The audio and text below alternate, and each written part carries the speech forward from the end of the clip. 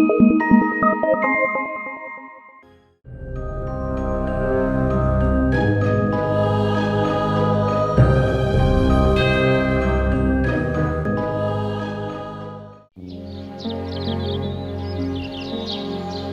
காலத்தில் ஒரு இளைய வயது முனிவர் இருந்தார்.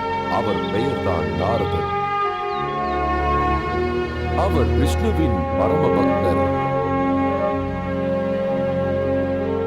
அவருக்கு ஆன்மீக அறிவு மிகுதியாக இருந்தது.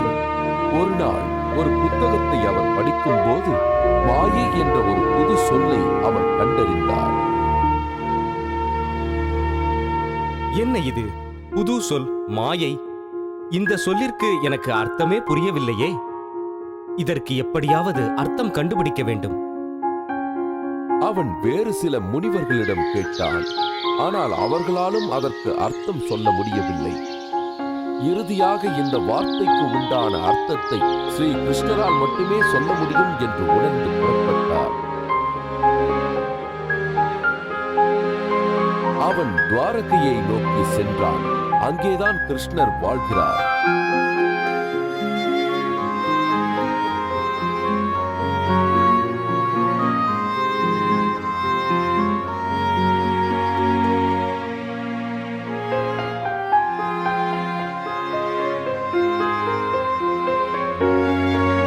நாரதா, என்னை காண நீ வந்ததில் பெருமகிழ்ச்சி அடைகிறேன்.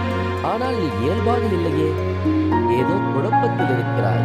என்ன குழப்பம் என்று சொல். ஆம் குருவே, எனது மனதை தாங்கள் நன்றாக அறிவீர்கள். நான் ஒரு கேள்விக்கு விடை காண இங்கு வந்துள்ளேன். என்ன அது? குருவே, மாயை என்ற சொல்லிற்கு என்னால் அர்த்தம் காண முடியவில்லை. அதை தாங்கள் எனக்கு தெளிவாக விளக்க வேண்டும். இதுதான் உன் குழப்பத்திற்கு காரணமா? சரி, மாயை என்றால் என்ன என்று புரிய வைக்கிறேன். ஆனால் இப்பொழுது இல்லை. நீ சோர்வாக இருக்கிறாய். என்னுடன் சில நாட்கள் தங்கு. குருவே, தங்கள் சித்தம் என் பாக்கியம். நான் தங்களுடன் இருப்பது எனக்கு மகிழ்ச்சி.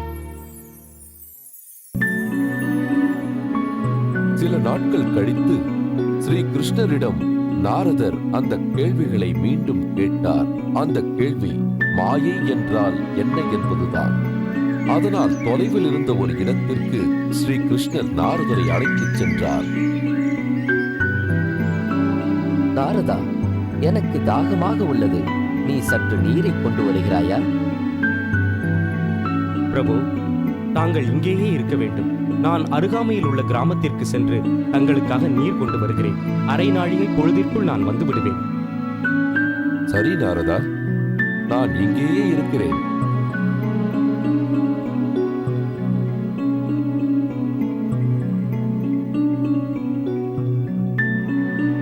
நாரதர் கிராமத்திற்கு சென்று ஒரு குடிசையின் கதவை தட்டினார். ஒரு அழகான பெண் கதவை திறந்தாள். நாரதர் அவள் அழகை கண்டு பிரமித்து போனார்.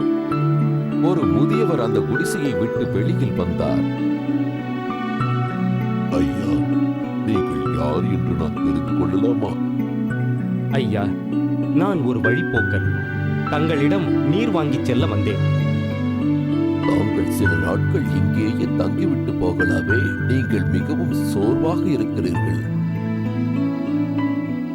எதிர்பாராத விதமாக அந்த பெரியவர் அப்படி கேட்டது நாரதரை வியப்புக்குள்ளாக்கியது. முதியவரின் அழைப்பை ஏற்று நாரதர் அங்கேயே தங்கினார். அவர் அந்த பெண்ணின் அழகில் மயங்கி கிருஷ்ணர் காத்திருப்பதையும் மறந்துவிட்டார். அந்த பெண்ணிடம் அவர் நெருக்கமாக பழகினார். ஒரு நாள், அழகிய பெண்ணே, நான் உன்னை எனது மனைவியாக ஆக்கிக் கொள்ள விரும்புகிறேன். உன் சம்மதம் வேண்டும், தருவாயா?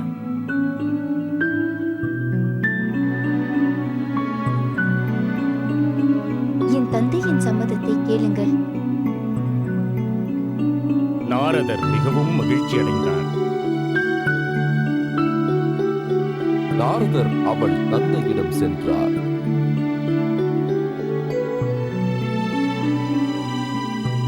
ஐயா, நான் தங்களிடம் ஒன்று கேட்க விரும்புகிறேன். சொல்லுங்கள், உங்களுக்கு என்ன வேண்டும்? ஐயா, நான் தங்கள் மகளை திருமணம் செய்து கொண்டு எனது மனைவியாக்கிக் கொள்ள விரும்புகிறேன். அவளை உங்களுக்கு தருவதில் எனக்கு சம்மதம்தான். அவளுக்கு பிடித்திருக்க வேண்டுமே. மிக்க நன்றி ஐயா. அதற்கு பின் நாரதர் அந்த பெண்ணை மணந்து கொண்டு அந்த இல்லத்திலேயே வாழ்ந்து வந்தார். அவர் மிகுந்த மகிழ்ச்சியுடன் வாழ்ந்து வந்தார். அவரின் மனைவி அவரை நன்கு கவனித்து வந்தாள். வருடங்கள் கடந்தன.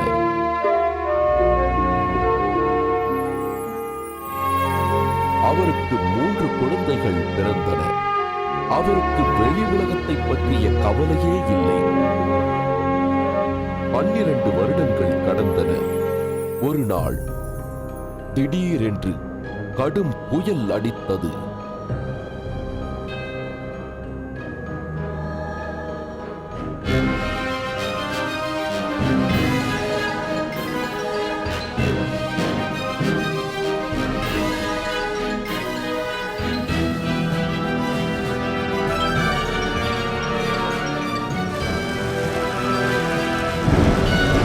மழைநீரில் கிராமங்கள் மூழ்கின.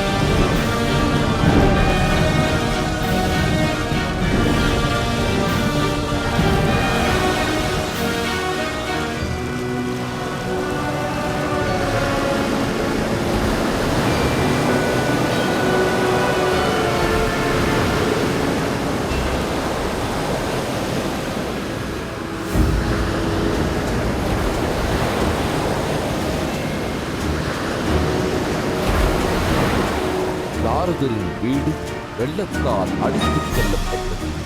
அவர் தனது மனைவியையும் குழந்தைகளையும் காப்பாற்ற முயன்றார். ஆனால் அவர்கள் அனைவரும் இறந்து விட்டனர், நாரதரை தவிர.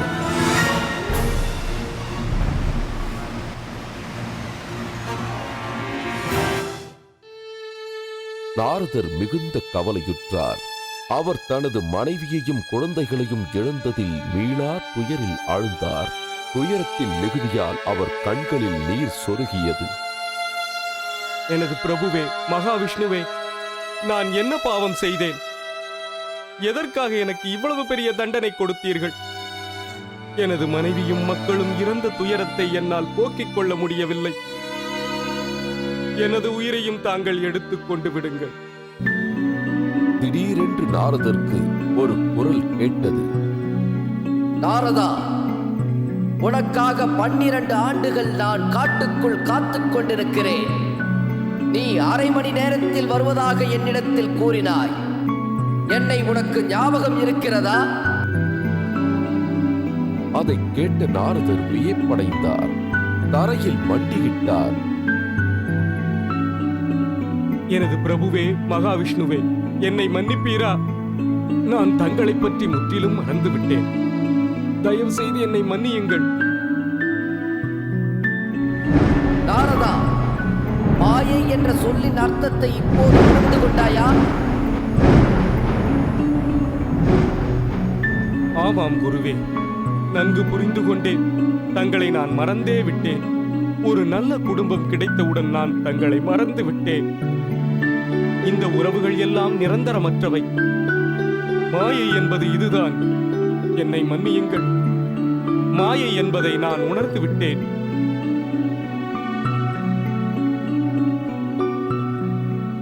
நாரதர் கனத்த இதயத்துடன் அந்த நதிக்கரையில் நடந்து சென்றார்.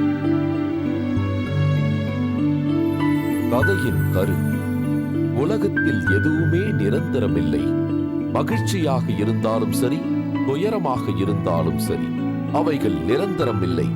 ஆனால் நிரந்தரமான மகிழ்ச்சி வேண்டுமென்றால் நாம் இறைவனிடத்தில் நம்பிக்கையுடன் இருக்க வேண்டும்.